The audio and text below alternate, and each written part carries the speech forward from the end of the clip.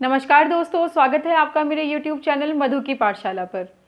आज इस वीडियो में हम डिस्कस करने जा रहे हैं एस्टेट टीजी इंग्लिश की स्ट्रेटजी। जी हाँ दोस्तों, काफ़ी बच्चों के कमेंट्स आ रहे थे, उनके लिए मैं माफ़ी भी मांगना चाहूँगी कि मैं आपको ये वीडियो देने में थोड़ा लेट हो गई हूँ, लेकिन अभी भी कोई लेट नहीं है। हमारे पास 20 डेज़ हैं टू कवर द सिलेबस। जैसा सिलेबस मैं आपको बताने वाली हूँ, जैसी स्ट्रेटजी मैं आपको बताने वाली हूँ, उसमें आपको इतना रिलैक्स मिलेगा और आप अपने पेपर को इजीली क्रैक कर पाएंगे, तैयारी बिल्कुल अच्छे ढंग से कर पाएंगे। तो पूरा का पूरा हम डिस्कस करेंगे टीजीटी इंग्लिश के बारे में। आज मेन फोकस हमारा 60 मार्क्स वही रहेगा, क्योंकि कॉमन इंग्लिश के लिए तो मैं आपको प्रिपेयर करा ही रही हूँ, कॉमन हिंदी भी है, हरियाणा जीके भी है, तो उसके लिए तो प्रिपरेशन चल ही रहा है, उसके लिए टेंशन तो लेना ही नहीं है।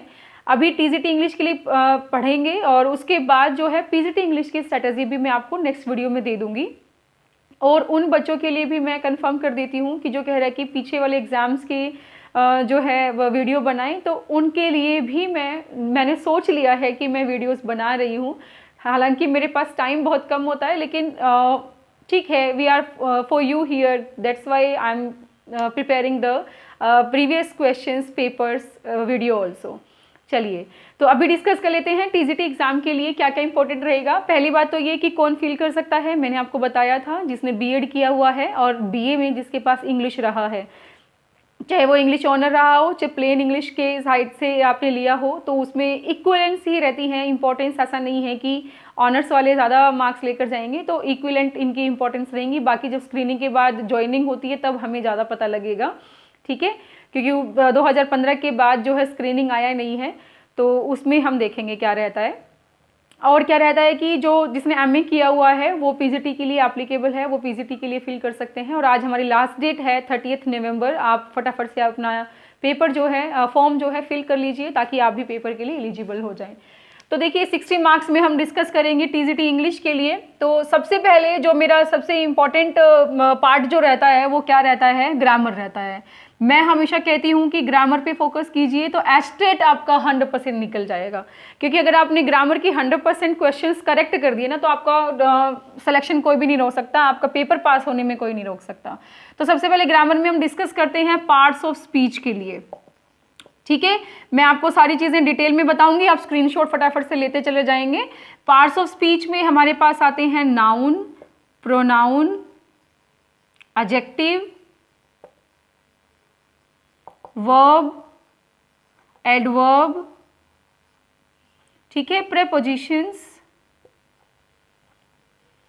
कंजंक्शंस। इनको मैं डिटेल में आपको बताने वाली हूँ कि कौन सी चीज़ कितने मार्क्स की रहने वाली है और कितनी इंपॉर्टेंट रहने वाली है। ये है इंटरजेक्शंस। अब देखिए, इंटरजेक्शंस तो आपकी इंपॉर्टेंट है ही नहीं, आपको सिर्फ 5 मिनट इस पर लगाने हैं। 5 मिनट लगाने के बाद जितना समझ में आ जाए ठीक है, छोड़ देना इसे, क्योंकि क्वेश्चंस नहीं निकलते हैं इंटरजेक्शन से। नाउन और प्रोनाउन से क्वेश्चंस निकल रहे हैं, ज़्यादातर नाउन से निकलते हैं कि आपसे पूछ लिया जाता है कि अंडरलाइन वर्ड जो है वो बताइए वो नाउन है या नहीं है, या सफिक्स लगाने के बाद पूछ लेते हैं कि वो नाउन है कि नहीं है। तो नाउन वाला टॉपिक आप 100% करके जाएंगे, प्रोनाउन करके जाएंगे, लेकिन ज़्यादातर इंपॉर्टेंट रहते हैं हमारे ये वाले टॉपिक, ठीक है, जिसमें adjective, verb, adverb, prepositions, conjunctions रहती हैं। एडजेक्टिव्स में पूछ लिया जाता है, जैसे कि आपको कोई भी लाइन दे दी जाएगी, he is a good boy, ठीक है, उसमें आपसे पूछ लेंगे कि अंडरलाइन वर्ड जो है वो बताइए वो एडजेक्टिव है या नहीं है, या फिर ही, गुड, बॉय, इस तरीके से आप जो लिख देंगे, या नन ऑफ द अबव, उसमें से आपसे पूछ लिया जाता है कि बताइए कि इसके अंदर से आपका एडजेक्टिव वाला वर्ड कौन सा है, तो एडजेक्टिव वर्ड आपका गुड हो जाएगा। इस तरीके से बिल्कुल नॉर्मल सरफेस लेवल के क्वेश्चंस आते हैं, बिल्कुल भी टेंशन लेने की जरूरत नहीं है आपको। हाँ, लेकिन ये जो वर्ब वाला टॉपिक है, वर्ब में मैं थोड़ा सा इलेबोरेट करना चाहूंगी आपको। 2 तरीके से मैं इसको डिवाइड कर देती हूँ। एक सिंपल वर्ब्स, ठीक है, सिंपल वर्ब्स में आपके मैं टेंसेस इंक्लूड कर रही हूँ। टेंसेस को आपने अच्छे से करके लेकर जाना है, बिल्कुल भी कोताही नहीं बरतनी है। टेंसेस से हमारे 1, 2, 3 क्वेश्चंस भी अराइज हो सकते हैं, डिपेंड करता है एग्जामिनर पे वो किस माइंडसेट से आया है, तो क्वेश्चंस आपको देगा ही देगा यहाँ से। एक ट्रांजिटिव, इंट्रांजिटिव वर्ब्स में आप ले लेंगे, ट्रांजिटिव और इंट्रांजिटिव वर्ब्स में आप उठा लेंगे, तो इसको भी आपने स्टडी करना है। सब पे वीडियोस बनी हुई हैं, जो भी टॉपिक आपको चाहिए प्लेलिस्ट में जाकर के देख लीजिए, आपको मिल जाएगा, ठीक है। और जो है सिंपल वर्ब्स में तो टेंसेस और ट्रांजिटिव, इंट्रांजिटिव ले लिया, और एक मैं दोबारा दूसरी जो कैटेगरी दिखा रही हूँ यहाँ पे वो है एडवांस वर्ब्स। एडवांस वर्ब्स को कहने का मतलब क्या है, नॉन फाइनाइट्स, ठीक है। नॉन फाइनाइट से क्वेश्चंस निकल रहे हैं। अभी मैं आपको जो प्रीवियस पेपर्स की सीरीज करा रही हूँ कॉमन की, उसमें 15 मार्क्स के जो पेपर में आ रहे हैं इंग्लिश, उसमें भी मैंने आपको दिखाया है कि किस तरीके से जैरेंड, पार्टिसिपल, इन्फिनिटिव्स को यूज किया जा रहा है। तो वो सारे क्या हैं, वो नॉन फाइनाइट्स ही तो हैं। तो आपने जैरेंड को, पार्टिसिपल को और इन्फिनिटिव्स को, नॉन फाइनाइट फाइनाइट्स को, जिसमें हम करेंगे टू इन्फिनिटिव और बेयर इन्फिनिटिव, ठीक है, उनको अच्छे से कर लेना है। ये बहुत इंपॉर्टेंट है, इनको मैं स्टार दूंगी क्योंकि आपने ये अच्छे से करके जानी ही है। ठीक है, अब जो रह गया प्रेपोजिशंस, प्रेपोजिशंस को भी 2 कैटेगरीज में आप समझ लीजिए कि एक तो हमारे पास जो कह देते हैं कि प्रेपोजिशंस ऑफ टाइम है, प्रेपोजिशंस ऑफ प्लेस है, प्रेपोजिशंस ऑफ डायरेक्शंस है, वहां से क्वेश्चंस निकलते हैं, बिल्कुल निकलते हैं जी। और हमारे पास एक क्या होता है कि वर्ब होती है, वर्ब के साथ कोई पर्टिकुलर प्रेपोजिशन यूज की जाती है, उसी के अकॉर्डिंग उसका मीनिंग बदलता है। ठीक है, उसको आपने समझना जरूर है। जैसे लुक आफ्टर तो देखभाल करना होता है, लुक इनटू जो होता है वो इन्वेस्टिगेट करना बन जाता है। तो कहीं ना कहीं वो फ्रेज जैसा भी बना देते हैं, वर्ब के साथ अगर हमारे क्या लगते हैं, ऐसे प्रेपोजिशन लगती हैं। तो ये आपको बहुत अच्छे से करके लेकर जानी है, इन पे भी वीडियोस आपको मिल जाएंगी। ठीक है, कंजक्शंस हमारे क्या होती हैं, वैसे तो सिंपल डेफिनेशन से अगर समझें तो 2 वर्ड्स को, फ्रेजेस को, सेंटेंसेस को जोड़ने के काम आती हैं। तो कंजक्शंस आपकी इंपॉर्टेंट रहेंगी, ये आपको हर पेपर में 1 या 2 क्वेश्चंस लिए हुए मिलेगी, तो आपको इनको भी अच्छे से कर लेना है। ये तो हो गया हमारा सिंपल पार्ट्स ऑफ स्पीच के बारे में, आप इसका स्क्रीनशॉट ले लें। पार्ट्स ऑफ स्पीच के बारे में डिस्कस कर लिया हमने। इससे नेक्स्ट जो हम करने वाले हैं, जो इसके अलावा जो इंपॉर्टेंट टॉपिक्स रह जाते हैं हमारे ग्रामर के, वो कौन कौन से रहेंगे देखिए। उसमें मैं सबसे पहले जो इंपॉर्टेंस दूंगी वो आर्टिकल्स को दूंगी। आर्टिकल्स बहुत ज़्यादा अमाउंट में पूछे जाते हैं, तो इसको आपने बहुत अच्छे से करना है। बिल्कुल ऐसे ही फिल इन द ब्लैंक्स की फॉर्म में आते हैं।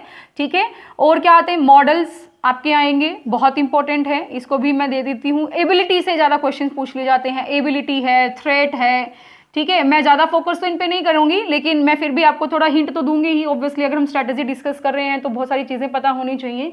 एबिलिटी है, थ्रेट है, परमिशन है, ठीक है, उसके लिए पूछ लिया जाता है। ओके, तो ये सब चीज़ें आपको करनी है। मॉडल्स आपको कंप्लीट करने, मैं ये नहीं कह रही यही आएंगे, आपको मॉडल्स करने हैं, तो पूरी वीडियो आप इसके ऊपर देखेंगे। ठीक है, एक्टिव पैसिव वॉइस बहुत इंपॉर्टेंट है, आपका नरेशन जो है वो बहुत इंपॉर्टेंट है। अब ये जो दोनों टॉपिक ऐसे हैं, इसके ऊपर 2 से 3 क्वेश्चन भी एग्जामिनर दे देता है, एक तो कहीं नहीं गया। देखिए, एक तो इनसे कहीं भी नहीं गया। ठीक है, लेकिन आपका 60 नंबर का पेपर है, तो ऑब्वियसली 2 भी रिपीट कर सकते हैं, वो कोई इसमें प्रॉब्लम तो नहीं है। ठीक है, सब्जेक्ट वर्ब एग्रीमेंट आपका रहेगा इंपॉर्टेंट, उसको आपने करना है। ठीक है, अच्छा, उसके बाद आपका एक ये रहता है clauses and sentences, clauses and phrases कर लीजिए, सेंटेंसेस हम अलग से बता देते हैं। क्लॉजेज एंड फ्रेजेस पे वीडियोस मिल जाएंगे, आपको सर्च कीजिएगा प्लेलिस्ट में जा करके। बहुत इंपॉर्टेंट टॉपिक है क्लॉजेज और फ्रेजेस। ये एग्जामिनर एस्टेट में तो हालांकि पूछता है, चाहे वो टीजीटी लेवल की बात हो, चाहे वो पीजीटी लेवल की बात हो। हालांकि मैं अभी पीजीटी पे भी नेक्स्ट वीडियो जो डालूंगी उसमें थोड़ा डिफ्रेंशिएशन तो रहेगा ही, हमारा उसमें लिटरेचर में ज़्यादा रहता है। ठीक है, बाकी ग्रामर आपकी मोस्टली सेम ही रहती है। नेक्स्ट हमारे पास सेंटेंसेस जाएंगे, सेंटेंसेस को आपने बहुत अच्छे से करना है। ठीक है, कौन कौन से रहते हैं, simple, complex and compound sentence रहते हैं, जिसमें कंपाउंड हमारा जो होता है कंजक्शन से जुड़ जाता है। ठीक है, इसलिए भी कह देते हैं कि कंजक्शंस जरूरी होती हैं। ये पूछ लेते हैं कि ये जो गिवन सेंटेंस है वो किस तरीके का सेंटेंस है, टाइप ऑफ सेंटेंस के अंदर पूछ लेंगे। ठीक है, तो ये आपको करना है, बहुत इंपॉर्टेंट है।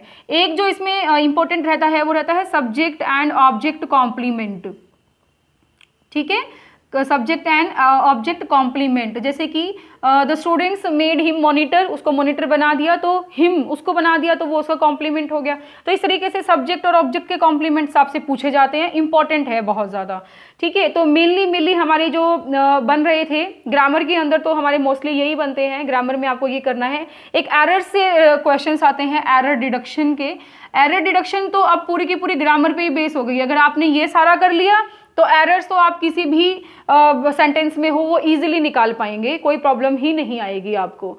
ठीक है, तो ये टॉपिक हो गए हमारे ग्रामर के, ये आपने करने ही करने हैं, हर हाल में करने हैं। कोई 1-2 अगर छूट गया होगा तो मैं नेक्स्ट वीडियो में कवर कर दूंगी। ठीक है, नेक्स्ट देखिए, नेक्स्ट हमारे पास क्या रहता है, आप इसका स्क्रीनशॉट ले सकते हैं। ठीक है, नेक्स्ट मैं सीधा ले चलती हूँ आपको वोकैबुलरी पे, क्योंकि जो वोकैबुलरी है उसका काफ़ी पार्ट जो होता है एस्टेट के अंदर आता है। तो वोकैबुलरी में हम डिस्कस करेंगे क्या क्या चीज़ें आती हैं। सिनोनियम्स, एंटोनियम्स इंपॉर्टेंट रहेंगे, इनको आपने करना है। अब आप सोच रहे होंगे कि कहाँ से करें, किधर से करें। अरे भाई, आपके पास जो भी कॉम्पिटिटिव बुक है आप उससे पढ़ लीजिए। सिनोनिम्स एंटोनिम्स का कोई क्राइटेरिया तो होता नहीं है कि यहाँ से आएंगे वहाँ से आएंगे, तो वो तो कोई भी निकाल कर दे सकता है।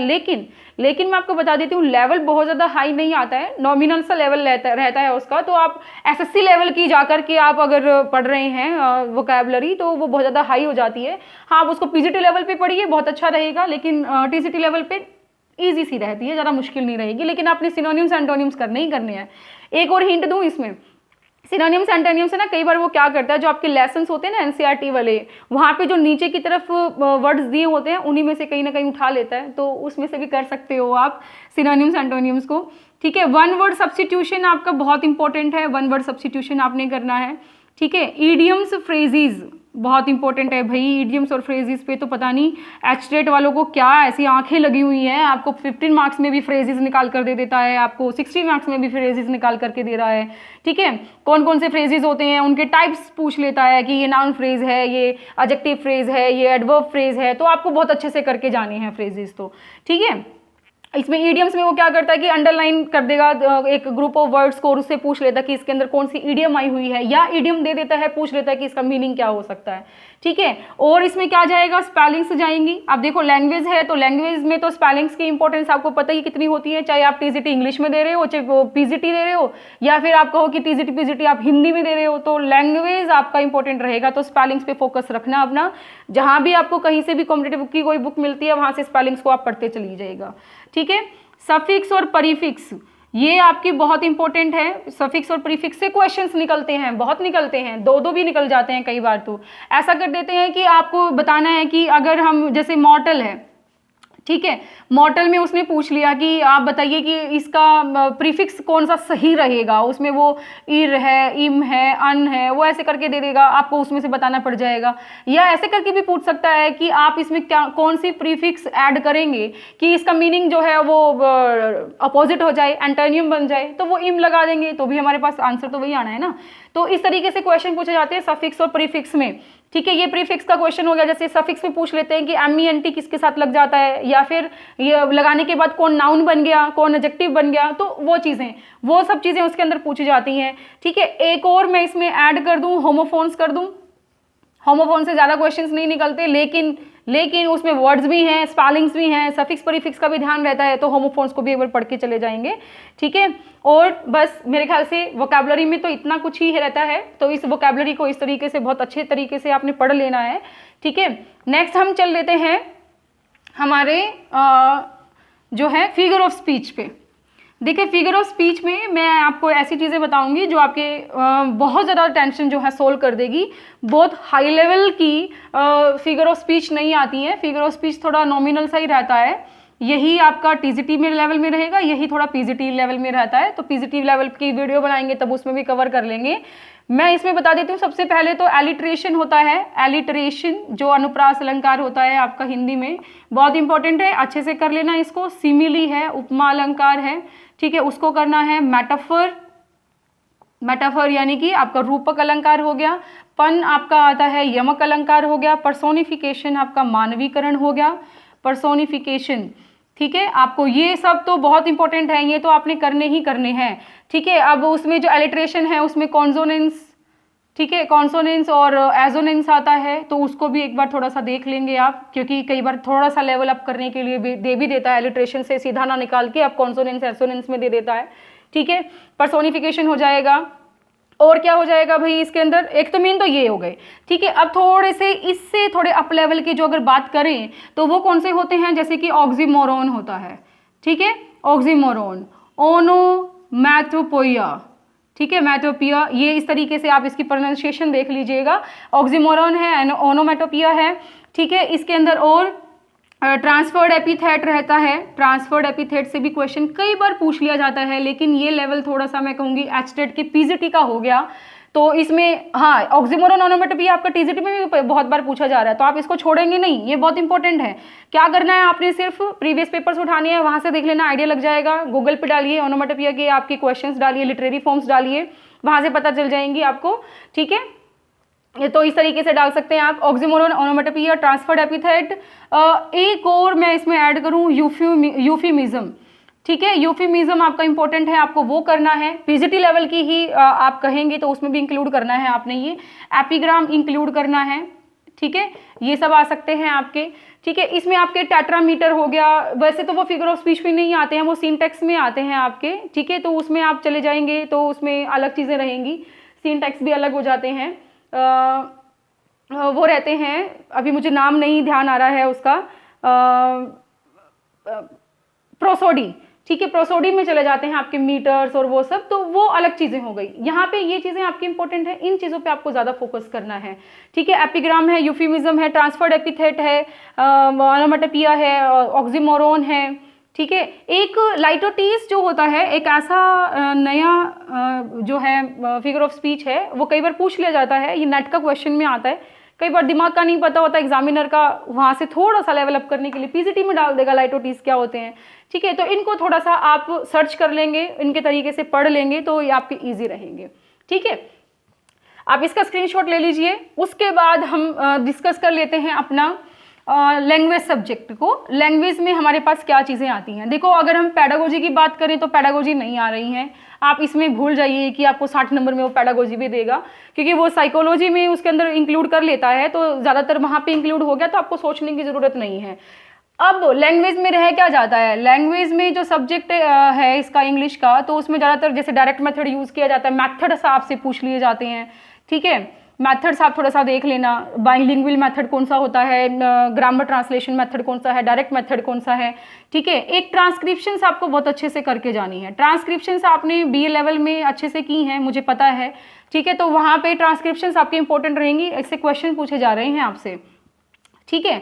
एक आपका सिंटैक्स आपने करना है, सिंटैक्स आपका ये कौन सा सिंबल हो गया, ये कौन सा सिंबल हो गया, ये कौन सी साउंड हमें देता है, ठीक है। ये वाली साउंड जो कोई 4 वर्ड्स दे दिए आपको, ठीक है, ट्रैश है, कैश है, आपसे पूछ लेंगे कि इसके अंदर लास्ट में कौन सी साउंड आ रही है, तो इस तरीके से आपसे क्वेश्चन पूछे जा रहे हैं साउंड और सिंटैक्स के, ठीक है। अभी मैं प्रीवियस पेपर्स भी करवाऊंगी आपको, तो सारा पता लग जाएगा, ठीक है। और ये सारे प्रीवियस पेपर्स जो है वो मधु की पाठशाला एक टेलीग्राम चैनल है, मैं उस पर भी डाल दूंगी, अगर आपको उससे वहाँ से डाउनलोड करने हैं तो पेपर्स को वहाँ से डाउनलोड भी कर लेना आप। ये थोड़ी इजीनेस मैं आपको प्रोवाइड इसलिए करा रही हूँ कि बच्चे जो हैं काफ़ी पैनिक हो जाते हैं ये सोच कर कि कैसे करना है, कैसे मैं पेपर्स लूँ। प्रीवियस पेपर्स आपको वहाँ से मिल जाएंगे, आप वीडियोस देखिए, वीडियोस में किस तरीके से सोल्व किया हुआ है, वीडियोस देखने के बाद मैं वहाँ पे डालूंगी, ठीक है। थोड़ा बेनिफिट तो मुझे भी होना चाहिए ना। तो सिंटैक्स है, साउंड है, ये आपके रहेंगे, ट्रांसक्रिप्शंस है, मैथड्स आपके चले जाएंगे, आपके ये फोनेटिक्स में ही आ गए, ट्रांसक्रिप्शंस तो फोनेटिक्स में ही आ गए, ठीक है। आपके फनीम भी जो हैं वो इंपॉर्टेंट रहेंगे, फनीम्स को भी करके जाना है, ठीक है। एक आपके रहेंगे टोन, ठीक है, फॉलिंग टोन है, राइजिंग टोन है, ये भी हमने बीए लेवल में किया है बेटा, तो बीए लेवल में फॉलिंग टोन और राइजिंग टोन को भी आपने एक बार अच्छे से देख लेना है। और डिप्थोंग्स आ जाते हैं, ठीक है, डिप्थोंग्स आ जाएंगे। अब ये सारा डिटेल में आपको जो है खुद स्टडी करना पड़ेगा, क्योंकि मैंने अभी इन पर वीडियोस नहीं बनाई हुई है, आप एक बार अपनी बुक्स उठाइए, ज़्यादा कुछ भी नहीं करना, बीए के बुक्स के अलावा आपने कुछ टच भी नहीं करना, आप करो सिर्फ एनसीईआरटी बुक्स, अभी मैं उस पर भी आ रही हूँ, क्योंकि आपको लिटरेचर जो है वो बीए लेवल तक का सोच करके दिया जा रहा है कि आपने बीए किया हुआ है, बीएड किया हुआ है, क्योंकि टीजीटी में आप पेपर दे रहे हो, ठीक है। तो यहाँ से आप इसका स्क्रीनशॉट ले लीजिए, तब तक मैं इसको इरेज कर देती हूँ। ये हो गया आपका लैंग्वेज का पार्ट, ठीक है। अच्छा, एक जो लिटरेरी फॉर्म्स होती हैं, लिटरेरी टर्म्स होती हैं, उनको अगर हम डिस्कस करें तो वो क्या रहती हैं, लिटरेरी फॉर्म्स। ये तो फिगर ऑफ स्पीच और लैंग्वेज की बात होगी। लिटरेरी फॉर्म्स और टर्म्स की बात अगर हम करते हैं तो क्या रहता है, जैसे कि लिरिक्स क्या होते हैं, ठीक है, आपका एपिक क्या है, फार्स क्या है, फार्स से क्वेश्चन निकल रहे हैं आपके, आपका फेबल क्या है या बीस्ट फेबल क्या है, इससे क्वेश्चंस आपके निकल रहे हैं, ठीक है।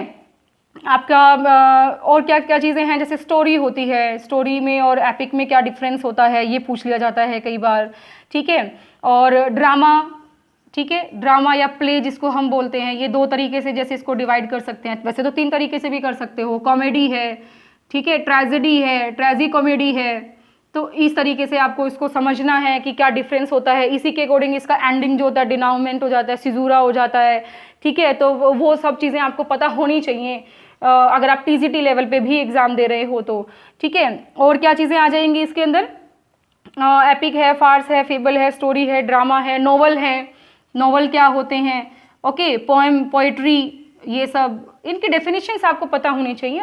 मोटा मोटा आपको इनके एग्जांपल्स पता होने चाहिए कि कौन सा, ऐसे कई बार पूछ लिया जाता है कि जीबी शॉ ने क्या लिखे थे, तो उसके अंदर आपको क्या कर देंगे, जैसे शेक्सपियर पे क्वेश्चंस बन जाते हैं कई बार, शेक्सपियर का नॉवल कौन सा है, अरे शेक्सपियर ने नॉवल लिखे ही नहीं तो नॉवल कौन सा होगा उसके अंदर, ठीक है। तो उस वजह से वहाँ पे कन्फ्यूजन हो जाती है। तो आपको थोड़ा सा पता होना चाहिए किसने क्या नॉवल लिखे, किसने क्या फार्स लिखे हैं। तो छोटा मोटा हल्का फुल्का सरफेस लेवल पे, मैं बार बार आपको कह रही हूँ सरफेस लेवल पे चीज़ें आएंगी, डेप्थ में कहीं पर भी नहीं जाना आपको, ठीक है। ये हो गया हमारा किसके बारे में, लिटरेरी फॉर्म्स एंड टर्म्स के बारे में, ठीक है। अब क्या रह गया, एनसीईआरटी, हम लिटरेचर पे आ जाते हैं भाई सीधा, एनसीईआरटी पे आ जाएंगे मेन तो, ठीक है। एनसीईआरटी ये लगती हैं, एनसीईआरटी छोटी सी चीज़ है लेकिन ये बड़ी कमाल की चीज़ है, स्कोरिंग करती हैं ये पेपर को, ठीक है। तो ये आपको पढ़नी पड़ेंगी। अब मैं आपको ये बोल देती हूँ कि 6 to 8 पढ़ लो, लेकिन एग्जामिनर का माइंड वहाँ पे कुछ और है, वो सोच के आया कि पेपर हार्ड बनाना है। जिस तरीके से अभी ये धांधली धुंधली चल रही है, करप्शन का चल रहा है, तो सोच रहा है कि पेपर इजी ना बना के थोड़ा डिफिकल्ट बना दे, जो बच्चे पढ़ने वाले हैं वही निकलेंगे, वो निकल ही नहीं सकते जिन्होंने पढ़ा नहीं। तो यहाँ पे 6 to 8 की बजाय आप 6 to 10 को कवर कीजिए। क्यों? क्योंकि मैंने प्रीवियस पेपर को जब एनालाइज किया तो लास्ट का जो प्रीवियस पेपर था उसमें तो आपको बिल्कुल सरफेस लेवल पे 6 to 8 का ही दे दिया, ज़्यादातर कुछ पूछा ही नहीं हुआ। लेकिन उससे प्रीवियस वाले में अगर हम जाएंगे तो वहाँ पे 10 का भी पूछा हुआ है, 9 का भी पूछा हुआ है, तब क्या करोगे? जो पीजीटी की तैयारी कर रहा है ना उसको तो प्रॉब्लम नहीं आएगी, लेकिन सिर्फ जो टीजीटी लेवल की प्रिपरेशन कर रहा है उसको तो प्रॉब्लम आएगी ना। तो मिसगाइड मैं बिल्कुल भी नहीं करूंगी आपको कि 9-10 क्यों पढ़ रहे हो, आपको 9-10 पढ़नी है। आपको पेपर में आए चाहे ना आए, आ गया तो क्या करोगे, ना आया तो आपकी एडिशन कुछ इंफॉर्मेशन मिल गई ना दिमाग में, ठीक है। तो 6 to 10 आपने पढ़ना है एनसीईआरटी को। दो तरीके से हम इसको पढ़ते हैं, एक स्टोरी हमारे पास होती है, एक पोएम हमारे पास होती है।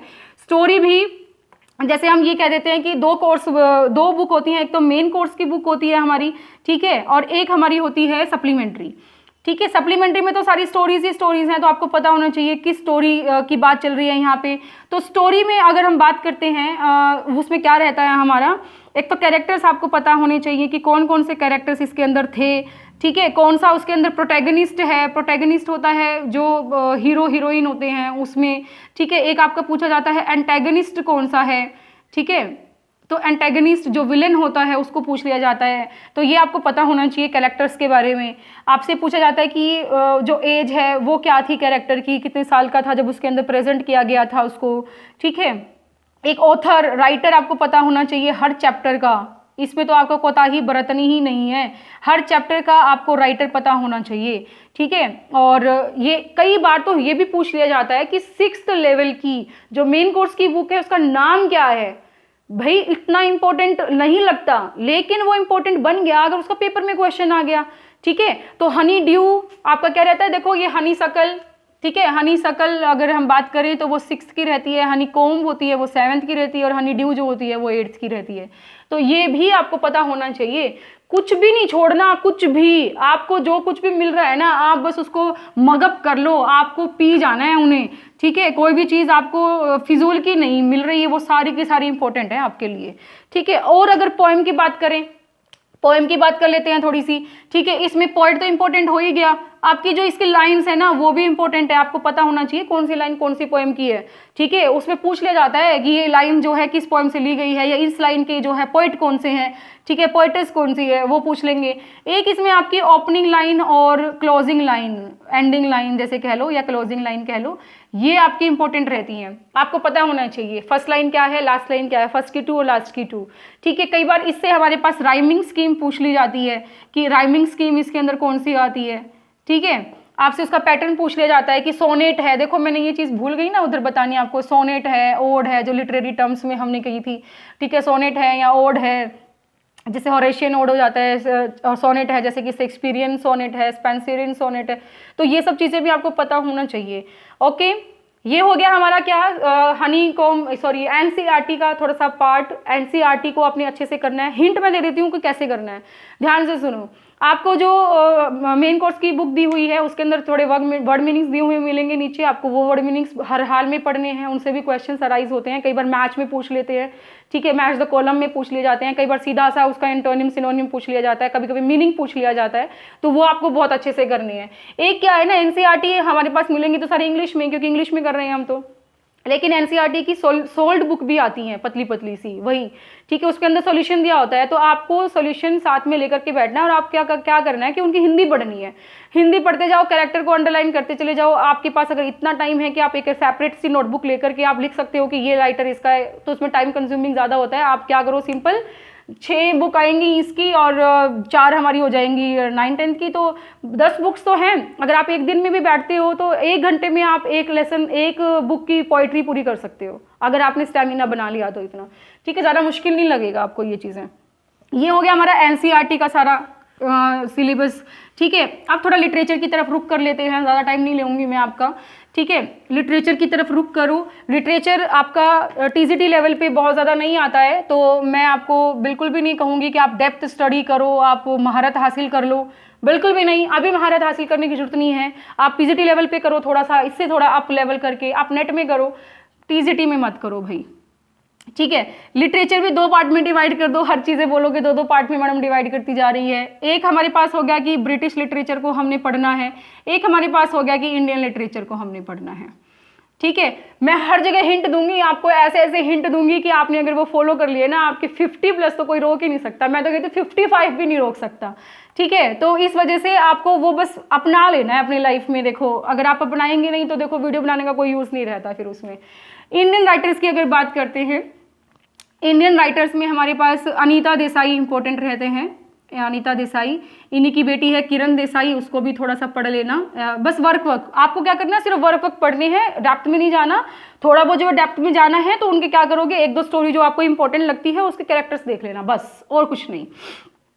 और ज़्यादा से ज़्यादा क्या करोगे, पब्लिशिंग ईयर देख लेना कि कब पब्लिश हुई थी, बस। अनीता देसाई, किरण देसाई हो जाएगा। अरुंधति रॉय, अरुंधति रॉय आपकी इंपॉर्टेंट रहेगी इसमें, ठीक है। अच्छा आपका और क्या रह गया भाई, अभी तो शुरू हुआ है। आर के नारायण, मुल्कराज आनंद, ये तो हमारे बादशाह रहे हैं इंडियन लिटरेचर के, ठीक है। खुशवंत सिंह को आपने पढ़ना है, ठीक है। अरुंधति रॉय, अनीता देसाई। अच्छा कमला दास तो बहुत इंपॉर्टेंट है, आप इसको अच्छे से पढ़ के लेकर जाएंगे, ठीक है। महात्मा गांधी को भी थोड़ा सा देख लेना, कौन कौन सी इन्होंने बुक्स लिखी हैं, कई बार ऑप्शंस में पूछ लिए जाते हैं। महात्मा गांधी को, जवाहरलाल नेहरू को, तो जवाहरलाल नेहरू को भी आपने देखना है, ठीक है। जवाहरलाल नेहरू। एक मैं और कहूँगी कि जो हमारा मुंशी प्रेमचंद थे, तो मुंशी प्रेमचंद की भी एक बार थोड़ा सा देख लेना, कौन कौन से नॉवेल्स इन्होंने लिखे थे, ठीक है, तो वो भी इंपॉर्टेंट हो जाते हैं। अच्छा जी, और अरुंधति रॉय हो गया। कई बार सलमान रशदी से क्वेश्चन पूछ लिया जाता है, ठीक है, सलमान रशदी।